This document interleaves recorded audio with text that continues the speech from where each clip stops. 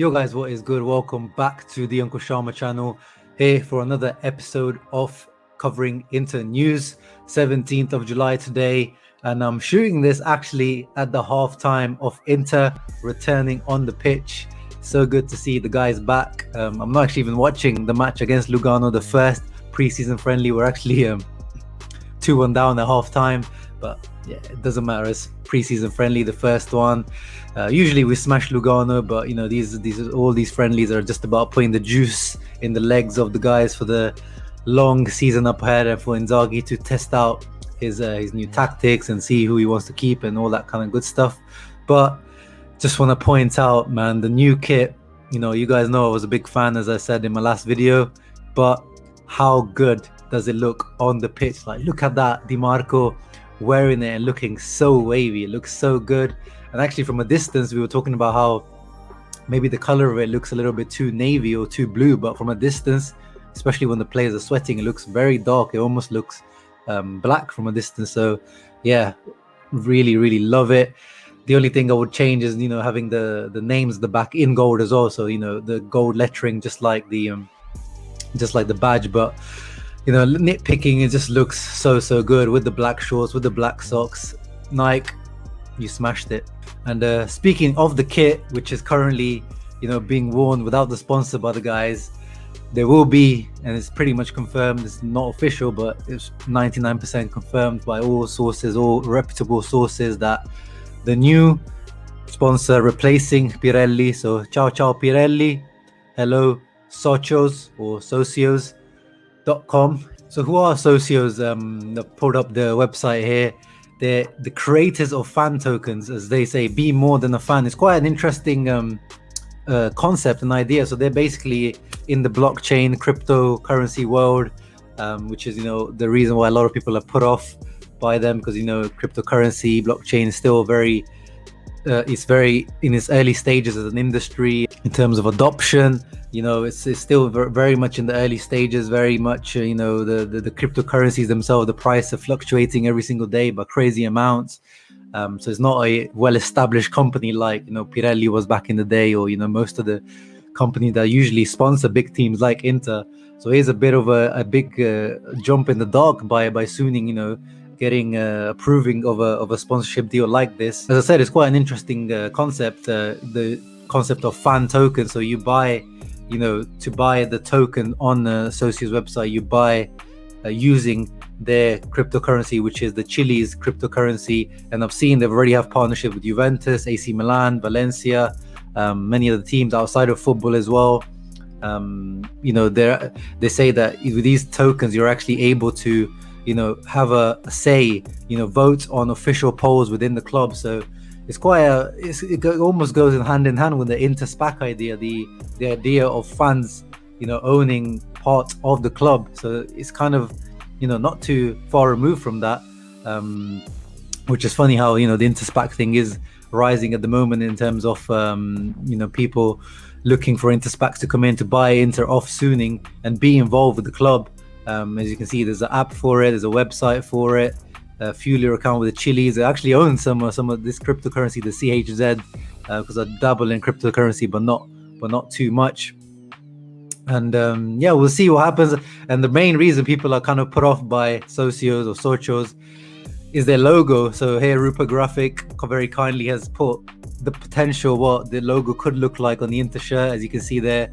If there's a specific token created for Inter, like Valencia have and other teams have, this is what it could look like. Could be the $IM or $INT fan token, but you see it looks very crowded in terms of the logo. It doesn't look very clean, especially when you compare it to, you know, what we used to have, which is, you know, the Pirelli. Where is it? There it is, you know, iconic. It looks so good and almost associated with Inter. But guys, let's not forget, Pirelli is just, it's a corporation. It's a massive corporation. I don't know why a lot of people are attached to Pirelli in almost loving them. Like these guys have been underpaying us for many years. And this new deal, as this article by Libero, translated by Sempre Inter, says, the Inter will receive 20 million euros per season by Socios, as well as bonuses. and this will be added to the 10 million that Inter will receive from Lenovo at the back of the shirts, which again is a nice sponsor. And together this means that Inter will receive 3 times more a year from shirt sponsors than they were receiving from Pirelli. So Pirelli, man, these guys have been underpaying for many years. Their shareholders, very tiny shareholders in Inter, Tronchetti Provera, is part of, you know, the director. I don't know if he still is, but the owner of Pirelli used to be very close with Moratti, so they've been, you know, with Inter for a long time. Obviously, we know over 25 years, so they are synonymous with Inter. But it was time to move on, guys, from Pirelli. I know a lot of you guys are very much you know, attached to that, but it was time to move on. And yeah, like, if there's some of the other iterations of the logo look good, you know, if it's just the Socios logo, we don't know whether there will be a specific token created for Inter. We don't know that. That's part of the deal. So just the Socios logo, yeah, it doesn't look very clean. Their logo is not the most clean logo, but if it's just, it could be just the, you know, the lettering there, that could be nice. You know, that as a thing, if it looks like that, then I'm all on board, because that looks almost as clean as Pirelli. But the other ones, yeah, these ones look a little bit too crowded, a little bit too, almost like a, you know, is like on sale or something, you know, with the dollar sign, is like a price tag on the shirt. But overall, not too bad. But yeah, guys, it's new beginnings. Let me know your thoughts. What do you guys make of this new sponsorship coming in and replacing Pirelli? Are you a fan? Are you not a fan? Are you into the crypto world? Are you not? Are you against it? What do you make of the visuals? Are you worried about how it will look visually? We should see it officially coming, the visuals soon, as the sponsorship should be confirmed by next week. That's what I read anyway. Moving on to more juicy transfer related news. As we said in the previous video, Zinho van Huysden, hello Zinho, by Zinho, literally came in and straight out the door once again on loan to Genoa. You could say it's a big, you know, trust in his future, but it's also, you know, to spread the cost, because he did cost 14 million from Standard Liège to buy him. So they're trying to spread the cost of his wages and the fee over 5 years. And now he's gone to Genoa, and he's already got some minutes today for Genoa. In a match that they won 5-0, he got some minutes. So yeah, as I keep saying, hope he does well. He does. I've heard that he's got a high ceiling, high potential, this boy. So I hope it works out with him, especially after the 2 ACL injuries. Never easy, but we'll see. We'll definitely keep an eye on Zinho this year at Genoa. And then the other juicy transfer news that broke in the last couple of days, which I am a fan of, and I've spoken about this player on my channel multiple times whenever Inter come up against Cagliari. NAHITAN NANDEZ, 25-year-old Uruguayan midfielder, who's also been playing as a wing back most of this past season, and he played as a wing back for Uruguay in this iteration of the Copa America. Obviously, the deal came about when Inter were discussing Nainggolan for the 15,000th time with Cagliari, and Inter were like, what are you guys doing with Nandez? Anything we can work out? So it turns out that, you know, Nainggolan is still being discussed, but Dalbert, as we said in the past video, he's on his way to Cagliari, even though he's playing right now for Inter against Lugano, which is weird, because he's supposed to have his medical with them tomorrow. So that was quite surprising. So it's going to be quite a big deal in terms of Nainggolan, Dalbert. They're even talking about possibly Agume. Semplici, their coach, apparently likes him. Even Pinamonti is being discussed as a potential person to go over there for Nandez to come in at Inter. And Marotta actually today came out and not confirmed it, but he kind of, you know, you can always read between the lines, and it seems like there's definitely some talks going on. He's talking about, you know, a lot of players obviously are mentioned when it comes to big clubs in this period of transfer market. Nandez is a player we have a lot of respect for, but we haven't started any negotiation for him. We're valuing the team, and there's not going to be a quick deal to hash out. So there is a bit of a half admission there from Marotta that they're definitely evaluating him and seeing if they can bring him in alongside also Alex Telles. He kind of gave a half confirmation there as well that he doesn't exclude anything when they asked him about Alex Telles, the left wing back who's currently playing for Man United, who obviously played for Inter for a year as well. That could be a good deal, very good deal. That probably, if it's going to happen, that will probably happen towards the end of the transfer window. And, Man United haven't managed to get rid of him. They probably try to get rid of his wages, and it could be something like the Alexis Sanchez, Darmian, those types of deals that Inter have done in the past with Man United. And also spoke briefly about Keita Balde, Keita's agent, Pastorello, who's Lukaku's agent and many other Inter players' agent, confirmed that he's not there to talk about anyone else apart from Keita Balde, which was quite surprising, came out of the blue. But when you think about it, it kind of makes sense. The guy's played under Inzaghi, and he had his best ever season under Inzaghi at Lazio, playing as a winger / second striker, which is probably what the role that Inter would like to have cover in, and to have a vice Lukaku / vice Lautaro. And he could be available on a cheap because Monaco trying to get rid of him. Sampdoria didn't take the option to buy him, so he could be available on the cheap. He's still relatively young, coming into his peak years, but always been quite injury prone, and even Sampdoria always has some injury issues. We know he's not the most technical player. In his time at Inter, there's always some issues, and not the most consistent player. But we've seen that he can score vital goals. He can score goals. Even at Sampdoria last year, he ended up scoring 7 goals, and he wasn't particularly, a certain starter or Ranieri's favorite. So, on a loan with option to buy. And I put a poll out on my Instagram. By the way, I've got a new Instagram. If you used to follow me on my old one, at the Uncle Sharma on Instagram, and most of you seem to be in favor of bringing Keita Balde back. So yeah, let me know in the comments below what you guys think of Keita Balde.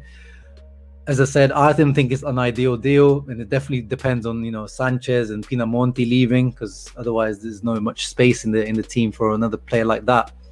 I would ideally like more of it vice Lukaku, like a proper striker, or more of a number 9 rather than a second striker / winger like Keita Balde. But as I said, loan with option to buy. The guy is always twerking for Inter. He really likes Inter, so he'd definitely be willing to be, he doesn't want to be a starter. He's happy to be a bench player. So in those types of favorable terms, I would be for it. But yeah, you guys let me know in the comments below what you guys think. Going back to NAHITAN NANDEZ, the thing that worries me the most is he seems like he's been brought in or being evaluated as the Hakimi replacement or as a wing back. And the thing is, I still see him as a mezzala, as a box-to-box midfielder, and I think that is still his best position. He played that position, as you see, even for Uruguay. You can see his heat map. He covered the right wing back position. And from what I hear, I didn't really tune into the Copa America due to the time zone. He's got some good ratings on SofaScore, but you guys know my thoughts on SofaScore ratings. But I heard from what I've seen that he was one of the better players in a disappointing Uruguay campaign. And if we go to his heat map from his past Serie A campaign, you can see he has played in centre mid as well, and even on the left hand side. But primarily this season, Semplici converted him into a right wing back because of the lack of options they have in that position at Cagliari. And that's just a testament to his versatility, Nandez.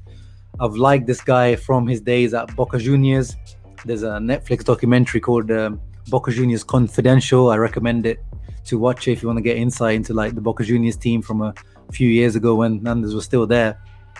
And even then you could see he was one of their best players, and his attitude and work rate was one of the things that always stood out, and still is. This guy's a very humble player. He's one of these for Cagliari. He was pretty much like a star signing when he came in, and it was expected that this was going to be just a stepping stone for him to go to a bigger club. And coming from Boca Juniors, a lot of people forget Boca Juniors and River Plate. If a player's played for these teams, you have big club experience, big pressure experience. So Nandez he's got that pedigree coming from that. He's obviously got that Uruguayan garra charrua, the getting stuck in. He's a very feisty player. And when you look at his heat map, you can compare even when he was playing as a centre mid in the 1920 season. Have a look. I'm going to compare his heat map, and I compare him as a player to Nicolo Barella, our star boy.